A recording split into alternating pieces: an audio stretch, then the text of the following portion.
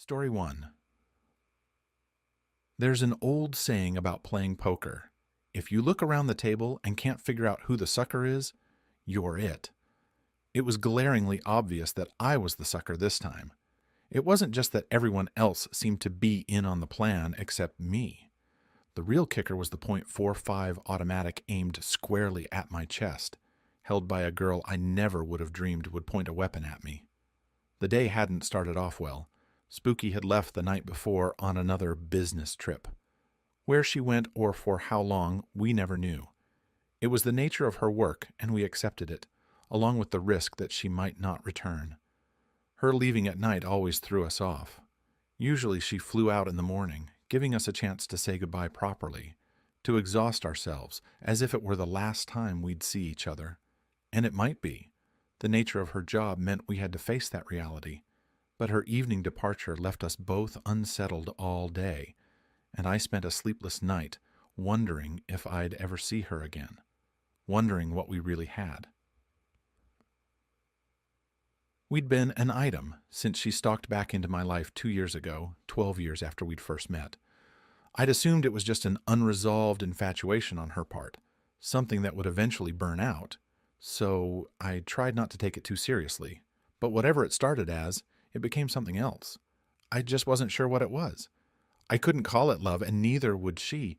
We were both too wary, maybe too broken, to admit to something as mundane as that. We weren't exclusive, and we had agreed on that. She was gone too often, and for too long. We had no schedule, no possibility of anything normal or sane. At least, not for now. The divorcee tourists in hot pursuit of their midlife crises held little attraction for me anymore. It was becoming rare that I had to throw one out when I got the message from Spooky letting me know she'd be arriving in a day or so. In fact, last night I realized I hadn't bothered with one of them in over a year. Although she never said anything, the look of relief on her face when she found her closet clear and her robe still hanging neatly on the bathroom door told me Spooky had feelings about that too. There was a hypnotic attraction between us, something neither of us, perennial loners, could resist. Something I don't think either of us wanted to resist. I was her comfort, her safe haven. She was my could have been, the normal I couldn't have, didn't deserve after the life I'd led. Whatever it was, we clung like magnets when we could be together, even though I was far too old for her, and she was far too feral for anyone. She'd been a little off the last couple of weeks, moody and a bit sullen, but even in that mood, I wanted her near, and she seemed clingy despite it. Being apart was disconcerting, even more so than being together. Lately, I had been feeling more unsettled than ever. My older sister, Danica, had been chiding me about skipping family time at Christmas for the past few years. Maybe I needed to go, reconnect. I could find someone to watch the shack for a couple of weeks. So the day began with a sense of loss, disappointment, and fitful sleep. I was 10 minutes late opening the shack, earning a scowl from Grease. He needed to pick up box lunches for his fishing charter. I was behind schedule, but he helped me throw them together, thrusting them haphazardly into a cooler. They didn't have to be perfect. Over half his guests wouldn't eat anything substantial while they were out anyway, due to seasickness. Grease didn't say much, probably sensing my mood. It was Friday charters, so I had the big grill set up on the beach in front of the shack for his fishermen to grill their swordfish or tuna, or, if they'd had a poor catch, steaks. They'd swap lies around the bonfires and try to convince their unexcited wives that the experience was worth the cost. We'd just feed the wives margaritas, mojitos, and other drinks until they either enjoyed themselves or didn't remember not enjoying themselves in the morning. Whatever worked. I'd always loved the beach bonfire nights, despite the challenges they brought. Things had picked up since I made the deal with Grease and Angel a few years back. The tips alone made all the effort worthwhile, 10 times over. Locals flocked to these events, and wandering tourists would pay the party fee to join in. When she was around, Spooky looked forward to the Friday bonfires. They offered the kind of fun and camaraderie she'd never experienced as a kid. Initially, she was a wallflower, not believing such gatherings could exist. When Spooky wanted to be a wallflower, she was truly invisible. But after a few times, she joined in tentatively, then with more and more enthusiasm. Much to her own surprise, Spooky loved helping with the grill. But today, I was on my own. Howard was back in the States visiting relatives. Maybe I could convince X and Monster to help. Monster cooked steaks with the same precision he applied to everything. They'd probably be there anyway. They seemed to be on babysitting duty for Grease and Angel's two girls a lot lately. I needed to talk with X anyway. Loud Howard, Colonel Howard, United States Army, retired, had caught me before he left, whispering that she looked a little under the weather. We worried about X. A lot. If you're in the military for any length of time, you learn that obligations don't end just because you move on. A former soldier from your squad 20 or even 30 years ago still has a place to sleep on your couch if needed. You're still responsible for your people, for the things you've done, or in our case, created. We were the ones who trained Monster and built him to be what he was. We were responsible if he ended up going off the rails. Monster and X have no idea that we've figured out what's going on. Not everything, but enough. The injuries from his last mission did something to him. Something very bad. From what we can tell, he's stuck in what we call trigger mode. Some guys call it the zone, others going red. It's how we train team members to handle combat, suppress emotions, engage targets based on capability, intention, and immediacy, and survive through a running threat matrix. Deal with secondary issues later or not at all. Monster was seeing everything and everyone through that running threat matrix. Howard figured it out. Something felt off when he saw Monster in the hospital, so he dug deeper. He broke every privacy law ever written, stole medical records, psych evals, and hospital surveillance footage. He called in favors from years ago, got a few people working on it. Autopsies, news reports, accident reports, crime statistics, it all added up. Monster was fully operational in the tactical sense, eliminating threats. When Monster and X started coming out on vacation, it all became a bit clearer. He was using the techniques we taught him to work undercover, pretending to be himself. Monster was pretending to be Monster. Somehow, X had become his handler. We don't know how it happened, but that's not really important. What is important is that she became his interface with humanity, and that is crucial. If anything happened to X, Monster would have no guidance, no restrictions. He'd just start working his way through his threat matrix in descending order. That idea was truly terrifying, especially since we had only a vague idea of how he was classifying threats and weren't sure what he was trying to protect. So, Howard and I sat down over a bottle of very good cognac and devised a plan. We called it the Very Bad Plan. It wasn't likely to end well for anyone, and might be worse than doing nothing. The plan involved a 4-wheel drive truck and 20 plastic buckets, each filled with 5 gallons of an enhanced version of ammonium nitrate fuel oil explosive. Each bucket would be rigged with an impact detonator, a dead man switch, and a remote detonator, a chicken switch, all on different, redundant circuits. The idea was to drive into the big patio doors of his walkout basement at the back of his house while he was home and detonate nearly half a ton of high explosives as close to him as possible. If he survived, he'd likely be injured and moving slow enough for a sniper to take him out. It sounds insane, excessive. But Monster was really that dangerous. He was a true natural, gifted in the same sense, and at the same level that a gold medal Olympic athlete is gifted. Reflexes, speed, precision, focus. Imagine the average guy using a lap pool suddenly dropping into a race with Michael Phelps. That's the difference. Except his event, his skill set, was very, very antisocial. One of the team snipers had given the iconic description of Monster. Shooting Monster between the eyes at 500 meters would show good aim. In the back of the head at 1,200 meters would show better judgment. Howard was a better long-range shot than me, so he'd be the sniper and manage the remote detonator. He'd also wear a suicide vest with a dead man switch in case Monster got loose.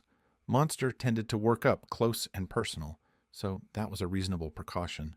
I'd be driving the truck, so I wouldn't even know if the plan worked. I hoped Spooky would understand. It wasn't a great plan. His house was backed right up to the state park, and if he got into those woods, we were completely screwed. There were only a few good sniper positions, and he certainly had those on his radar. We figured we had a solid 30% chance of killing him. With any other target, that would have been laughably bad. With this one, it was as good as we could develop. We really hoped cancer or something would take him out before anything happened to her. We couldn't try to help X or let her know what we had figured out. If he suspected anything, she'd be the first one he questioned, and she would talk eventually. Howard and I, along with every former team member, would leap up in his threat matrix. We could only use the plan as a last resort because trying and failing would be worse for everybody. So, X's health was very high on my priority list. On the bright side, X came in with Danny for breakfast just after Grease left. Danny is X and Monster's daughter. She's in her 20s now and married in that cute zone of pregnancy, just after the morning sickness, but before the awkward waddle stage. She was a rare treat these days. Life was catching up to her, making it harder for her to get out to the islands. They had helped themselves to coffee and were sitting at one of the tables overlooking the beach. I walked over to Danny's side. She looks a lot like her mother did at that age, tall, lean, and model pretty. Angel is prettier, but that's an unfair comparison. Judging anyone by Angel's beauty is patently unfair. "So, what does the baby want for breakfast?" I asked. She smiled, radiating eagerness. "The baby is seriously craving some of those spicy, fried breakfast noodles.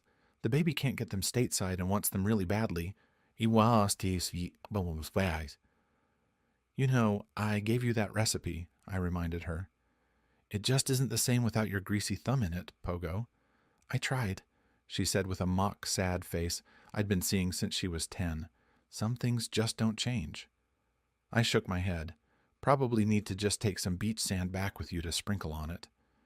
Her smile softened. "It's great to see you again. Derek says hi. He couldn't make it. Big case coming up." "How long you out for?" I asked. She shrugged. "Not too long. Just have to wrap up some things before the baby is born." She shot X a look, then looked up at me. "Family stuff." X shook her head with a smile. "Pregnancy makes them crazy, Pogo. Gotta get every detail squared away." She rolled her eyes, then paused. "And I think I'll have those noodles too." I looked at her. "You look a little tired. Everything okay?" She gave a wan smile. "Just worn out. Too much to do these days. Even coming out here to get some rest was a lot of work. Had a nasty touch of allergies before we got on the plane. Still coming down from that." Allergies made sense. They'd just gotten back a few days ago. I'd let Howard know. I went back to the bar and got the noodles going.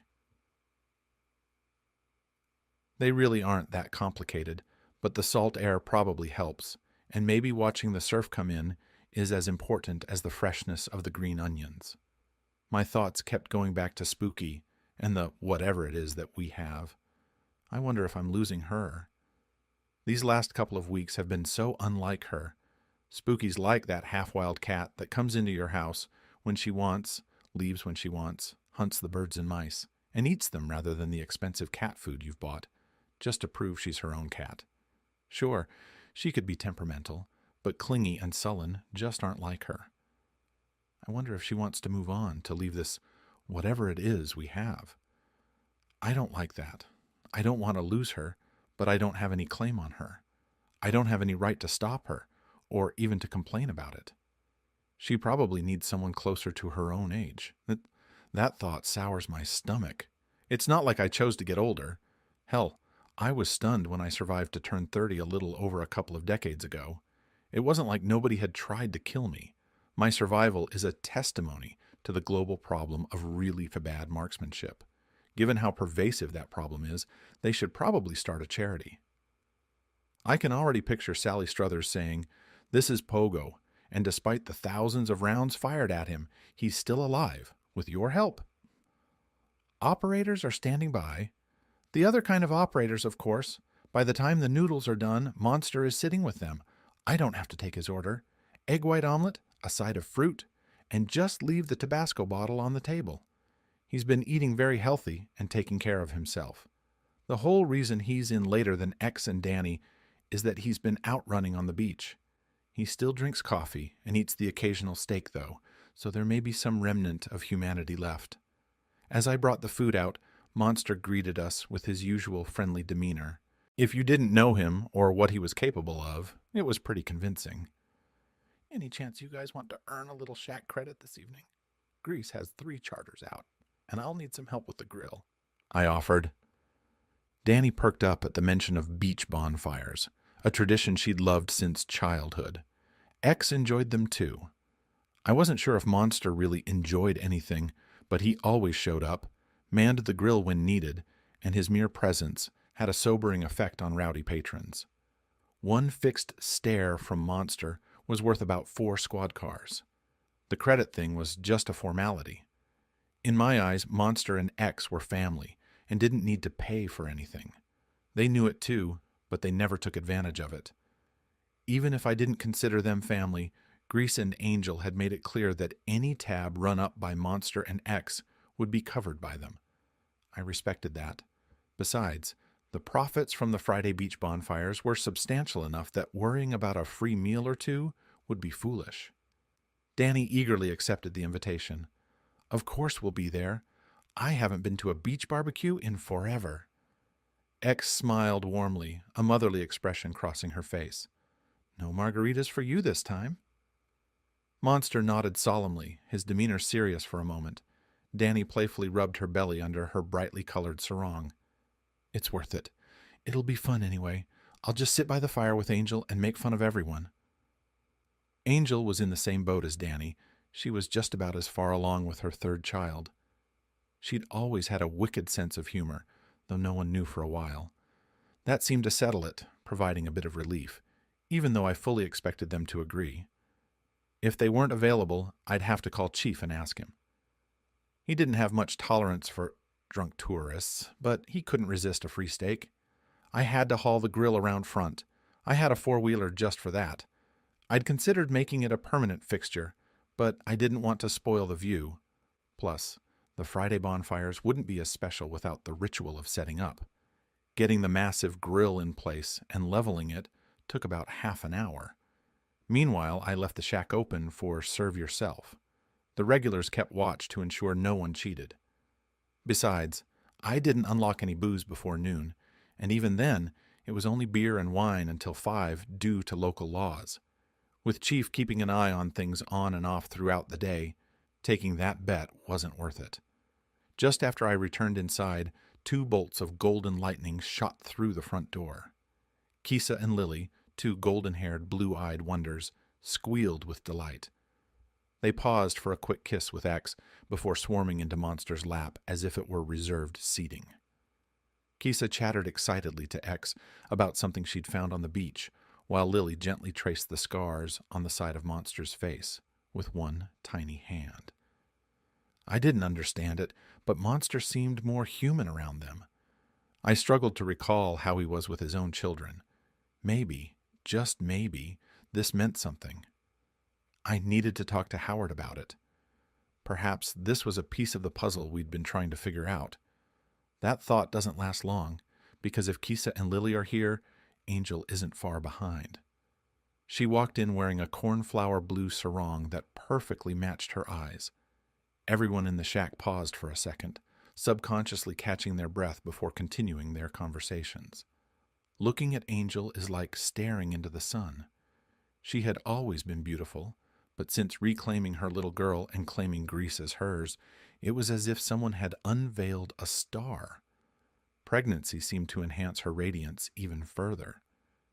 Chief once told me that he believed it was because everyone wished she would have as many babies as possible. Her girls resembled her so much, and that alone made the world more beautiful. Angel flopped into the chair Danny had occupied earlier. Danny had obviously wandered off somewhere, with an exaggerated sigh of relief. It was all in jest, of course. She was her usual radiant self, and the short, easy walk from her house, even with herding her little girls along, didn't faze her. I poured 2 cups of guava juice and filled a glass for the 3 of them. It was the girl's current favorite, likely more for its sweetness and pink color than for its flavor. After all, they were still little girls, and Angel always drank whatever they did. Gracefully, Angel took her glass, while Kisa and Lily chorused a heartfelt, "Thank you," before dissolving into a fit of giggles. While the girls giggled, Angel took a long sip of her drink and glanced up at me. "There will be about 30 guests at the bonfire tonight. Thomas called me over the radio." Thomas is Grease, though Angel is the only one who calls him that. It's part of her claim on him, a claim that defines her as much, if not more, than her beauty. As stunning as she is, no one dares to flirt with her, not even drunken, obscenely wealthy tourists. Her devotion to him is unmistakable, worn like an impervious suit of armor. I've seen men try their clever strategies and rehearsed lines falling flat before they're even spoken. It's that obvious. A mischievous grin played on her lips. "They'll be starving by sunset. He joked that you and he could have saved time by tossing the food straight into the sea." I chuckled to myself, knowing that no matter how wealthy you are, you can't buy sea legs. "I'll make sure there's plenty of steak." Something flickered across Angel's expression. "Could you also prepare some of that street chicken? Some of the wives aren't big fans of steak or fish. Maybe about 15 breasts." Street chicken is another specialty of the shack. Found from Bangkok to Phnom Penh to Hanoi, it's simple yet delightful. It's best with thighs, but for the wealthy, chicken breasts suffice. Just soy sauce, garlic, onion, black pepper, a touch of palm sugar or brown sugar in a pinch, and a bit of vegetable oil. Marinade for an hour if possible, then grill it over charcoal, skin on, to retain moisture. For what Angel requested, I'd need to make at least 6 times the amount. The aroma of the chicken carries down the beach, drawing in wandering tourists like a magnet. Some would pay just to taste a morsel of that savory delight at the beach party. "I'll go check. I can always send someone over to Nomos for more if I don't have it," I assured Angel. She smiled in gratitude, but there was a hint of something unreadable in her expression. Sadness, perhaps. It was unusual for her. Angel was typically the happiest person I knew, second only to Grease, of course.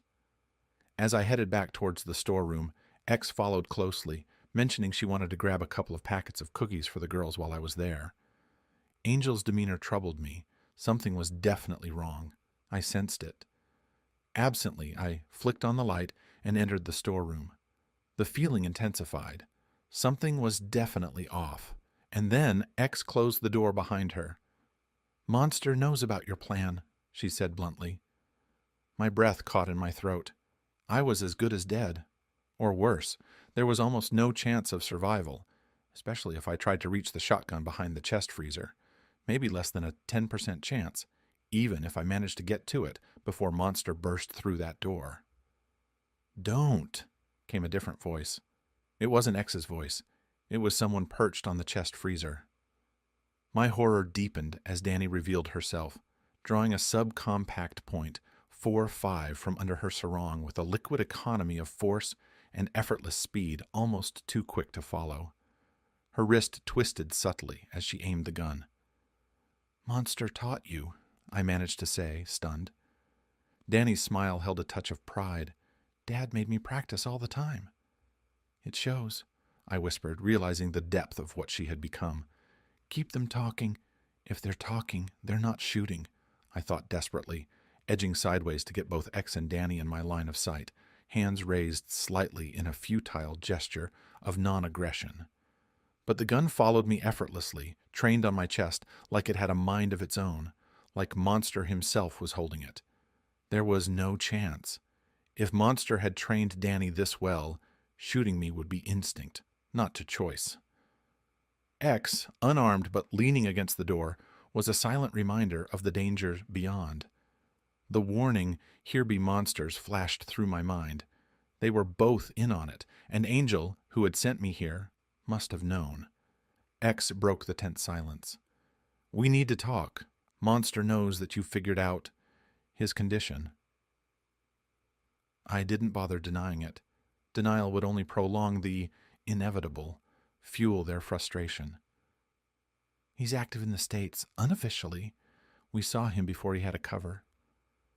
He's protecting the children. Yes, and the grandchildren, she added. I considered her words, but it didn't change the fundamental issue.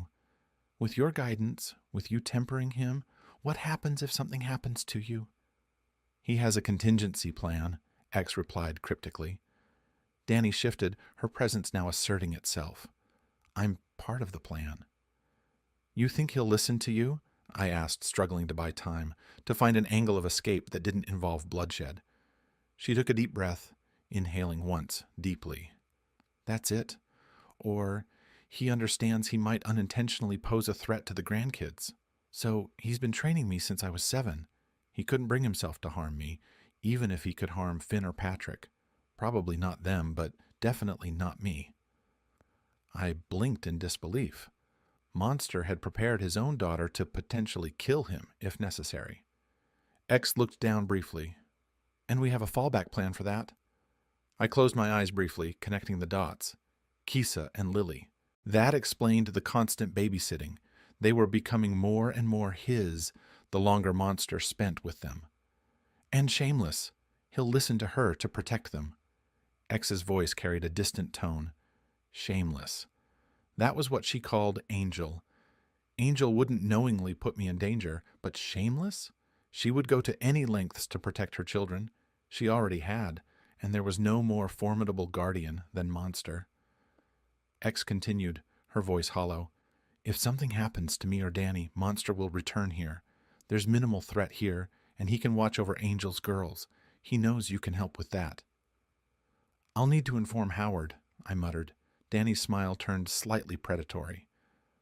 Finn's already talking to him. She paused, her smile widening. And Patrick is overseeing the installation of a swimming pool in the backyard just off the patio.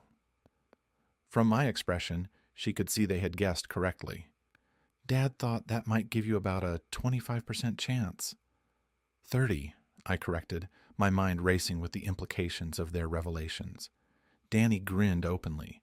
Where'd you pull that extra 5% from? Howard always wears a vest. Frag and a dead man switch, I replied.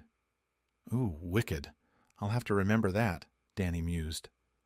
So what now? I asked, feeling the tension ease slightly. With a smooth motion, Danny reholstered her gun and slid off the freezer. You have chicken breasts to count, and I have to go pee. My bladder is the size of a peanut right now. She brushed past me, and X held the door open for her. I remember that. It sucks, having to pee every 15 minutes, and it's like 3 drops. X's expression softened with a hint of sadness as she turned to me. We appreciate what you and Howard were doing. We really do, but it's taken care of. Danny just wanted this settled before she had the baby. It was genuine when she said it was family stuff. You and Howard are family too, you know. She smiled again, a touch of humor in her eyes. It really is just allergies, Pogo. I promise. With that, X walked out, leaving me to process everything with a mind racing a mile a minute and a pile of chicken to bring out. By the time I finished my tasks, they had all departed, even clearing their table. The beach party unfolded in a mix of normalcy and strangeness. The grill sizzled, the fires crackled, and the music set the mood perfectly. Even the trophy wives seemed to be enjoying themselves, though my tequila supply was dwindling rapidly, which might have been basic chemistry and biology at play. Details I'd never noticed before now stood out sharply. Angel and Danny, dressed in matching sarongs, giggling over something, perhaps me. It struck me how similar their mannerisms were, a revelation in itself. Monster engaged in a playful pirate game with Kisa and Lily, their laughter echoing joyfully. Only now did I realize their swordplay mimicked the first eskrima drill we taught to new team members. Monster was already training them, just as he did with his own children. X observed with evident approval.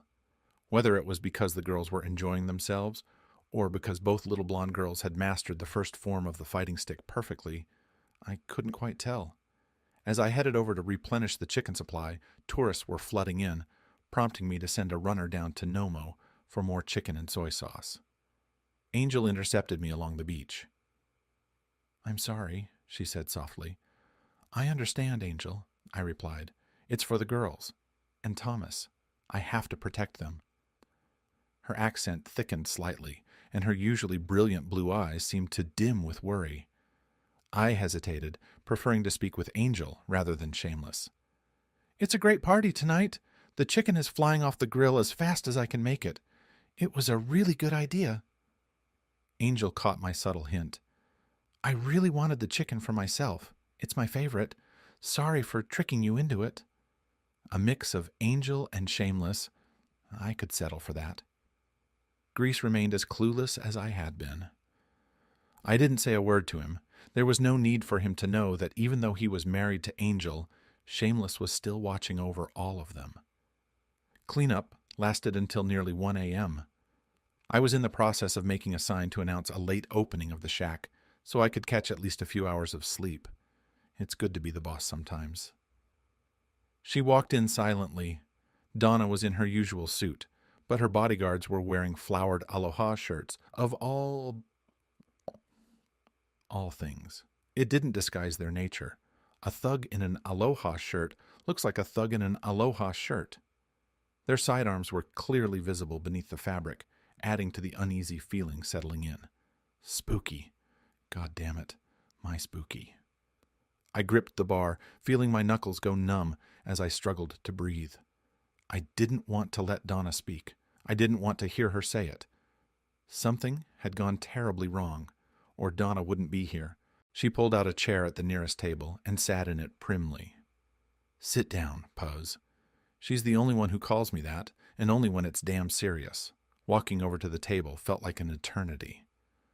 I grabbed a bottle of black rum and 2 glasses on my way, hoping to buy just a little more time. 30 seconds more without having to face it all. I sat down, poured us both a generous amount, and downed mine in one go before refilling the glasses. She did the same and waited patiently while I poured another round.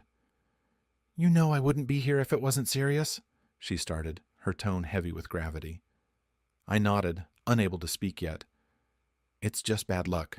She didn't make any mistakes. Sometimes shit happens, Donna continued, her voice softening. I took another deep drink, trying to absorb her words. 1 more year would have been 15. She could have walked away if she wanted to, no questions asked, she murmured, staring down at her hands. Suddenly, a mischievous grin spread across her face, sharp and unexpected. How the hell you knocked her up, I'll never know. We take precautions against that, she chuckled dryly. It took me a moment to catch her meaning, and she pressed on. No way in hell I'm forcing her to get an abortion or risking my nephew or niece on a damn mission. Shit. Imagine how pissed Mom would be if I got her grandchild killed. I glared at her. My sister Danica had gone by Donna since before I was born. And here she was, finding humor in this situation. She grinned wider, a genuine smile this time. Don't be an asshole. She's worried sick that you'll kick her out. She's waiting at your place, scared out of her mind. She loves you like crazy, you know. She's just not good at saying it. And you know it's your kid. She's practical. If there was even a hint it could be anyone else's, she'd have had an abortion. She stopped doing swallow and honey trap work over a year ago, at her request. Why the hell? She cut me off, her tone firm. I wasn't just doing this for kicks. Well, maybe a little. I needed to know you felt the same way before I let you go home. I stared at her, trying to process everything she had just revealed. She's been through a lot in her life, Puz, Donna continued, her voice softening slightly. Maybe despite the age difference, your life experiences aren't as far apart as they seem. She stood abruptly, a serious look in her eyes. Pose, marry her and bring her around for Christmas. Or, so help me God, I'm telling Mom. With that ultimatum hanging in the air, she turned and walked out without another word. As soon as she was gone, I locked up the shack and sprinted down the beach. The sign on the door announced it, closed all day due to family issues. Story 2. Here's a rewritten version of the provided text. I gazed at the open bag on the gleaming bar before me, sensing trouble brewing. Howard shot me a quizzical look, while across the room X struggled to suppress a smirk. Monster seemed indifferent, nursing his rum, though I knew he was paying attention. He didn't miss much. The can of whipped cream sat cold, condensation forming on its surface, its price tag revealing it came from Nomo's Market, a few blocks away from the shack. This situation was seriously messed up. Only 2 people besides myself would recognize the significance of the corn oil and whipped cream. One had passed away 3 years ago. As for the other, I wasn't certain. I am Posnak Godek, Sergeant Major, United States Army, retired. The youngest son of hard-working Polish immigrants who fled the oppression of the Warsaw Pact. They epitomized the American spirit, despite their thick accents and traditional Polish holiday meals. They proudly displayed the American flag daily and held an unyielding pride in me. Here is a rewritten version of the provided text. I'm uncertain how much pride they'd feel if they knew what I've had to do to protect the country they cherish. But they're practical folks, so perhaps it wouldn't trouble them as deeply as it does me. Posnak Godek was quite a mouthful, so it didn't take long before I was dubbed Pogo growing up. I thought I'd shed that nickname when I joined the Army, but barely 2 minutes and 33 seconds into basic training, I was Pogo once more, just like that pesky possum from the Walt Kelly comic strip. With my slightly round nose and a thick tuft of light blonde hair, which turned entirely white by the time I hit 30, I was tagged for life. Nomo had delivered the package just moments earlier. He didn't accept credit cards or phone orders, which meant Spooky must have been nearby on the island, probably no more than 3 blocks away. 12 years is a long time to nurse a grudge, but Spooky might. 12 years ago, I took leave to assist my friend Eugene. He'd been shot in a home invasion near Coal City, just outside Chicago. Eugene and I were practically inseparable in high school before I joined the Army and he joined the Corps. We made an odd pair, the big black guy and the big blonde Polak. We chased girls, drank beer, and barely scraped by in algebra together. We weren't top of the class, but we managed to graduate. Given the tough job market, the Army and the Corps were our only viable options, neither of us having the means for college. Here's a rewritten version of the provided text. We stayed in touch over the years, meeting at least once annually to hang out, drink beer, and trade stories. Eugene had left the Marine Corps Military Police after 8 years to fulfill his passion for sandwiches by opening his own shop. He loved being a Marine and enjoyed his time in law enforcement. But Eugene had always been obsessed with sandwiches.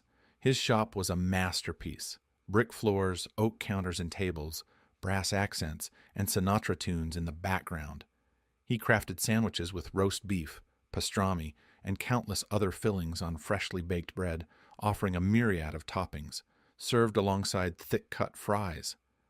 While hard liquor wasn't on the menu, the beer selection was top-notch. Dining at Eugene's shop was an experience. A bit pricier than your average sandwich joint, it drew patrons seeking a substantial meal rather than a quick bite. Eugene truly had a passion for sandwiches. He was good-natured and treated everyone kindly, even cooperating with the robbers during the ordeal. He just wanted it to end without anyone getting hurt. Unfortunately, it didn't go as planned. Eugene was pistol-whipped and shot in the thigh, shattering his femur. With 30 days of leave accumulated, I rushed to his side as soon as I received the call. We had just completed a mission, so it was a fitting time for leave anyway. When I arrived at the hospital, Eugene was sitting up in bed. "So, I guess the Corps forgot to teach you how to dodge bullets," he quipped. "Must have been out too long. My bulletproofing wore off," I replied. "What happened?" he asked. "I fell for a classic bait and switch. Damn, I even knew there was trouble in the area." Shaking my head, I added, "Anyone could have fallen for that. There's a reason it's a classic." Here's a rewritten version of the provided text. The bait and bitch, or B&B, was a standard robbery tactic. A seemingly harmless woman shows up at your door or flags you down on the road, feigning distress with tearful eyes and a sob story. Her car broke down. She's lost. She can't find her dog, anything to lure you in. Meanwhile, the heavy lurks out of sight, waiting for the opportune moment, when the door is unlocked or the vehicle stopped. I've employed it myself countless times to gain access to targets. Donna was my partner in crime for this. She could play the helpless and innocent act in 20 languages. It was far more effective than the pizza delivery ruse. Eugene shook his head, staring down. Still, I should have been smarter. I thought if I just played along, let them take what they wanted, without a fuss. They'd leave, I'd file with insurance, everyone walks away, and I'd finally get that mastiff puppy. Lesson learned. I glanced at his injured leg. And how did that turn out for you? He rolled his eyes. The guy with the gun, this skinny prick, decided to crack me over the head and shoot me in the leg while I was down. The girl cursed him out the whole time. She was furious. Do the cops have any leads? I asked. Doesn't sound like it. Actually, it sounds like they don't care much. I'm alive, and they're dealing with unsolved murders. They've assigned the JV squad to my case. The team lead is younger than socks I've owned. I understood. Eugene was alive, the victim of petty criminals. The police had bigger issues to handle until these small-timers escalated to murder. Still, it infuriated me. Eugene was one of the good ones. If your tire blew out, he'd change it for you. Short on cash.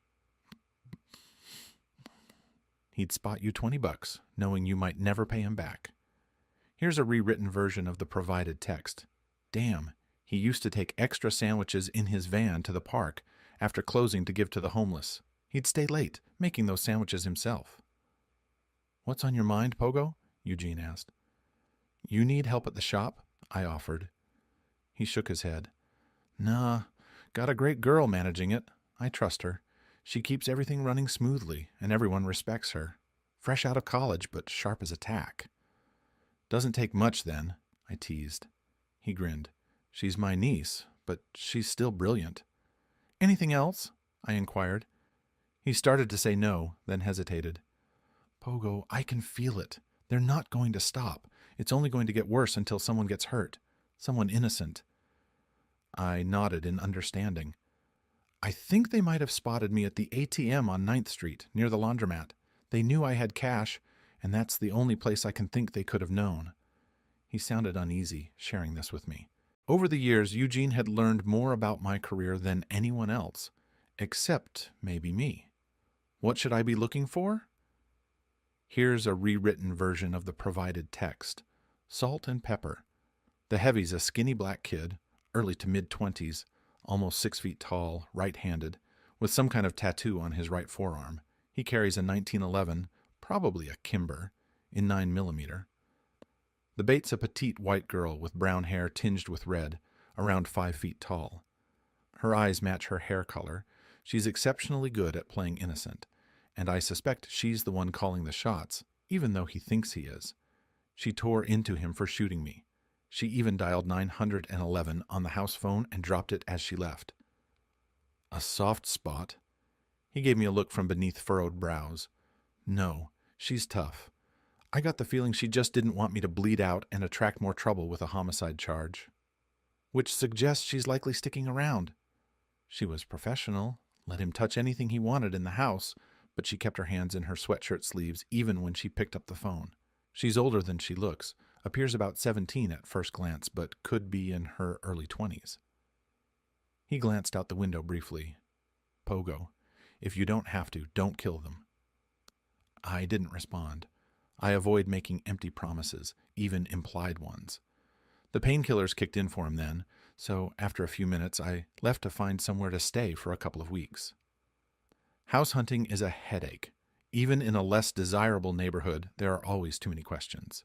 Here's a rewritten version of the passage. After some searching, I finally settled on a slightly run-down single home with a dirt floor basement. The owner didn't pry, and while it lacked appliances, I figured I could manage eating out. Plus, it wasn't far from an all-night laundromat. I stashed my actual luggage and IDs in a bus station locker, opting instead for worn but presentable clothes from Goodwill. Moving in was straightforward. With no furniture, I bought essentials like a lawn chair, a blue tarp, tools, screws, bolts, assorted hardware, and a sleeping bag. A few groceries, a styrofoam cooler, a copy of Stephen King's It, and a deck of cards rounded out my setup. Then the real work began, hunting. It felt more like fishing with a cane pole than traditional hunting, requiring patience, of which I had plenty. Blend in slowly, become part of the routine, the everyday. Find the right appearance, well off enough to be worth targeting, but not enough to seem risky. Withdraw cash from ATMs, pay with cash for groceries. Move a bit clumsily, as if recovering from an accident. Predators and scavengers target the weak and vulnerable. I nearly missed her. Honestly, I did miss her. She was that good. I only spotted her because her partner had the surveillance skills of a fourth grader playing hide and seek. He was tense, constantly checking on her position. I sensed her frustration with him. If she had been alone, I might not have noticed her. Maybe she had been alone the day before, or for the past few days. She was a ghost, blending seamlessly into the background, impressive and eerie at the same time. I allowed myself a moment of admiration for her skills. You have to respect that level of expertise. It reminds you to be more cautious around individuals like her. Here's a rewritten version of the passage. I stuck to my routine, hit the ATM, withdrew cash, then headed to the small grocery store. He was still tailing me, though I couldn't spot her, but then I wouldn't. Damn, she was good. It irked me a bit, and that always made me a little reckless. I suppose it's some twisted form of pride or machismo. I started deviating from the script. Inside, I smirked as I grabbed a small bottle of corn oil from a dusty shelf and a can of real whipped cream from the dairy section. I even opted for the name brand, extra creamy. Screw 'em if they can't take a joke. I strolled home along my usual route. He was almost comically inept. It was like watching a bad episode of Get Smart. I half expected him to answer his damn shoe. She, on the other hand, remained nearly invisible, effortlessly blending into shadows and awkward angles without raising any suspicion. I arrived at the house almost too quickly. I could have happily led them on a few more turns just to see how Spooky handled changes in light and shadow, just to observe her skill. She was a natural. Still, it was time to get this show on the road. I slipped into the house and secured the door, assuming she'd be cautious enough to wait 15 to 20 minutes for me to settle in and let my guard down. But I couldn't be certain. I prepared everything swiftly and settled in to wait for their arrival. She was even more cautious than I anticipated. It took nearly 30 minutes before she finally knocked on the door. Here's a rewritten version of the passage. I stuck to my routine, hit the ATM, withdrew cash, then headed to the small grocery store. He was still tailing me, though I couldn't spot her. But then I wouldn't. Damn, she was good. It irked me a bit, and that always made me a little reckless. I suppose it's some twisted form of pride or machismo. I started deviating from the script. Inside, I smirked as I grabbed a small bottle of corn oil from a dusty shelf and a can of real whipped cream from the dairy section. I even opted for the name brand, extra creamy. Screw 'em if they can't take a joke. I strolled home along my usual route. He was almost comically inept. It was like watching a bad episode of Get Smart. I half expected him to answer his damn shoe. She, on the other hand, remained nearly invisible, effortlessly blending into shadows and awkward angles without raising any suspicion. I arrived at the house almost too quickly. I could have happily led them on a few more turns just to see how Spooky handled changes in light and shadow, just to observe her skill. She was a natural. Still, it was time to get this show on the road. I slipped into the house and secured the door, assuming she'd be cautious enough to wait 15 to 20 minutes for me to settle in and let my guard down. But I couldn't be certain. I prepared everything swiftly and settled in to wait for their arrival. She was even more cautious than I anticipated. It took nearly 30 minutes before she finally knocked on the door. Here's a rewritten version of the passage. I pivoted to my right, mirroring his movement. It's an old trick from the gunfighter's handbook. This placed me outside his raised arm, where it's weaker and slower to react laterally. It's a small detail, a subtle advantage, but mastering these nuances is how you become an old gunfighter. I'm not Monster. I lack his innate talent, his speed, his surgical precision. But I trained him, and the monsters who came before him. I seized the raised pistol with my left hand, forcing it upwards. His finger had left the trigger when he tried to pistol whip me, so now my hand and wrist obstructed his motion. He faced another issue, unable to pivot effectively to throw a punch, as my right hand swung up and he found himself with a face full of whipped cream. As he struggled to clear his eyes, losing focus, I discarded the can over my shoulder. Capitalizing on his distraction, I gripped the heavy pistol with my right hand and brought it down hard between his eyes, channeling all my strength into the blow. His nose crunched under the impact, once more for good measure. His eyes rolled back as he crumpled backward, suddenly limp, a mixture of whipped cream and blood staining the scene.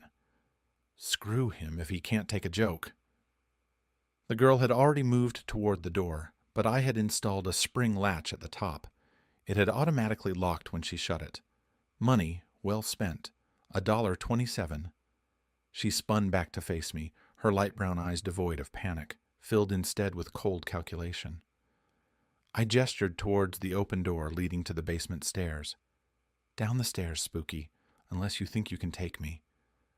She hesitated for a moment, actually weighing the option.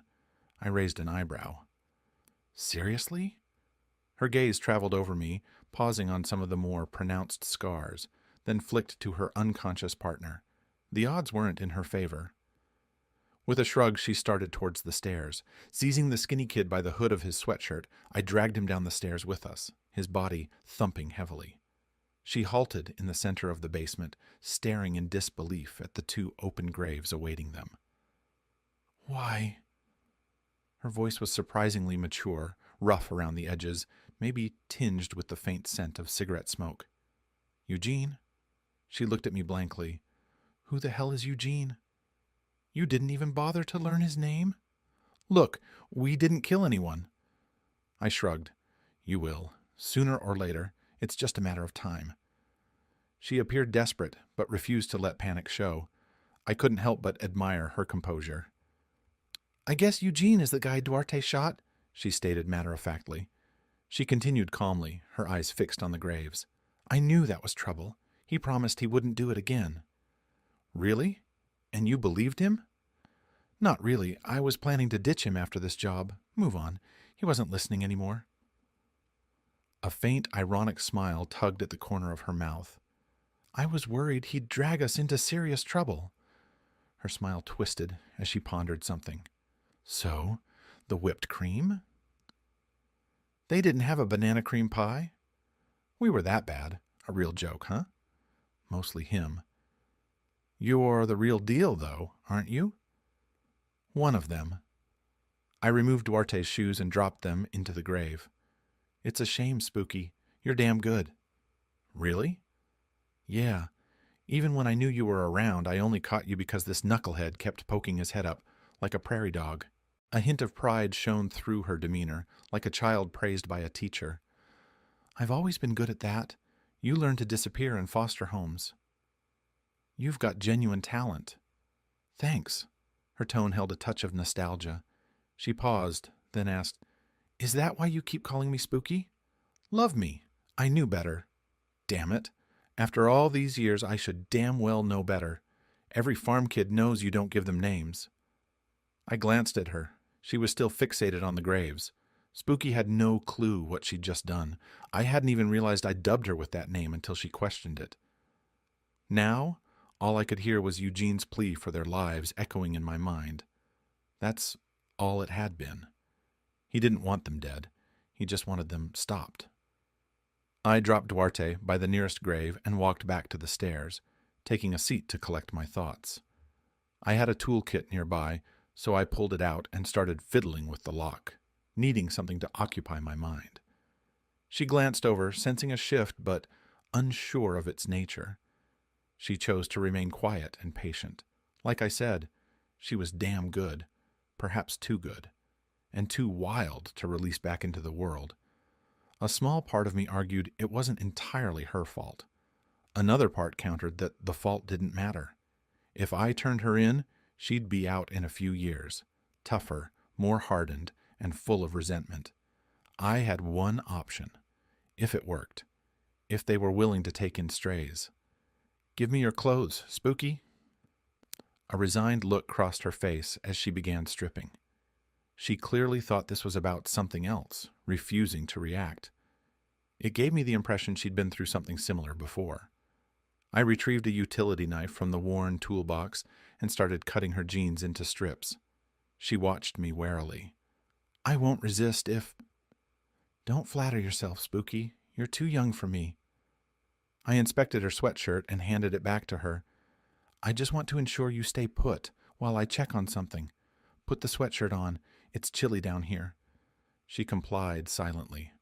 As I bound her, I briefly thought she might fight, but after a tense moment, she relaxed and allowed me to finish without resistance. Her expression remained inscrutable as I lowered her into the grave. The skinny guy was still unconscious, so I tied him securely before depositing him into the other grave, lying on his side.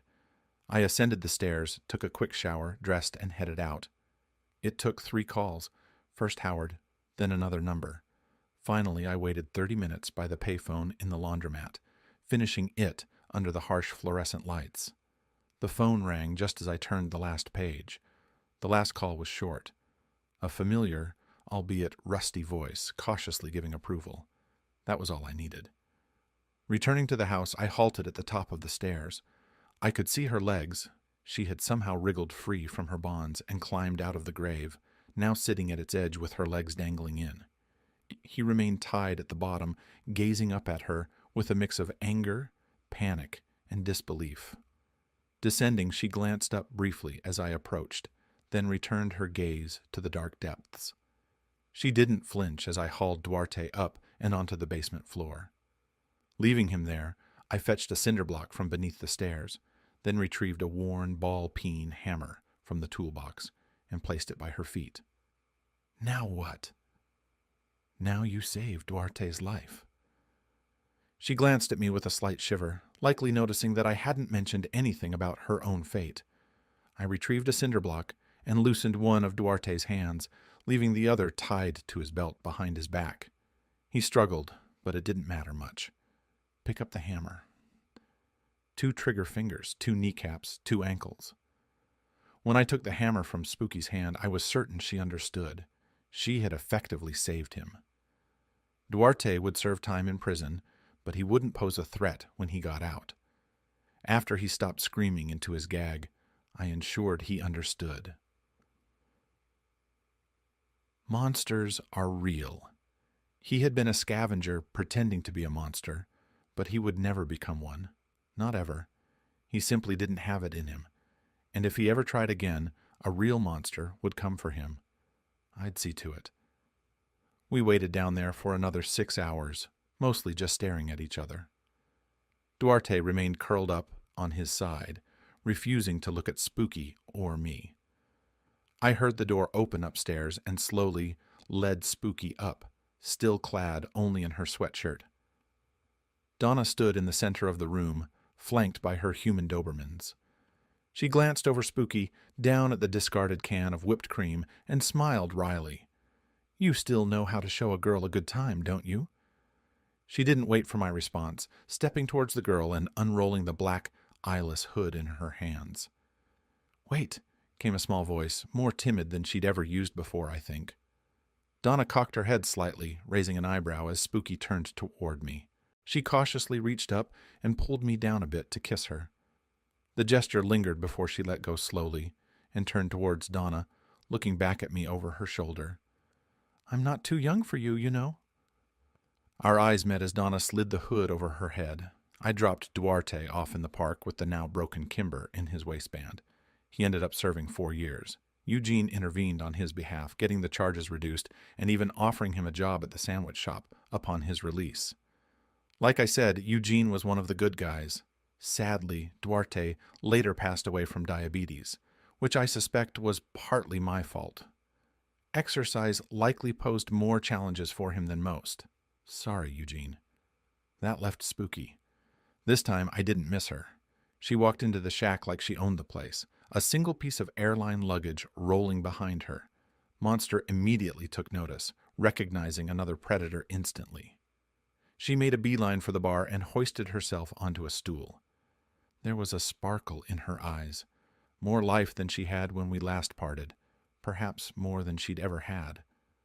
I recognized it. She had purpose now, real reasons for what she did, with genuine meaning behind her actions. It took me 8 years to pry your name out of Donna, another 4 to track down your address. So what now? I was thinking we could find a different use for the oil and whipped cream this time. No banana cream pie?